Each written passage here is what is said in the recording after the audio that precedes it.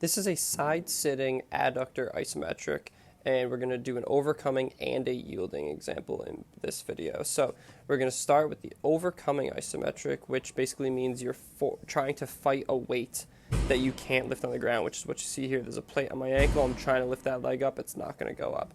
Then you've got a yielding one, which means there's no weight. I'm lifting my leg as high as I can in the air, and I'm just resisting gravity by itself. So to start with the overcoming isometric, you want to sit on your hip.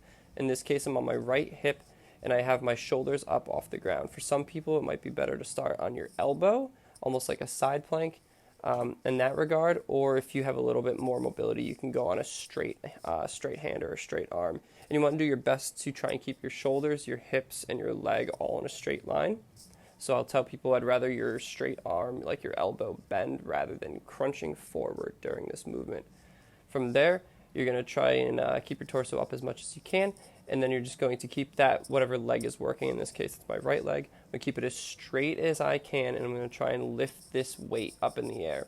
If your leg does lift up the weight, that means you should just put a heavier weight on your ankle so that you cannot actually lift the weight. So you're going to do that for about 10 seconds and then rest, and then do it again for 10 seconds. If it's hard to time, just count your breaths. It'll say in the programming, but usually it's somewhere around 4 to 5 breaths, and then you'll rest and then do another 4 to 5 breaths.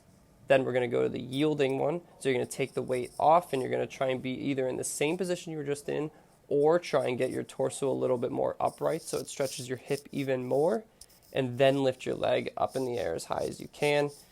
This time there's no weight, so it will lift, and you'll just hold it there for roughly 20 seconds, but check your programming again for that amount of time as well. And then you'll perform this on both sides.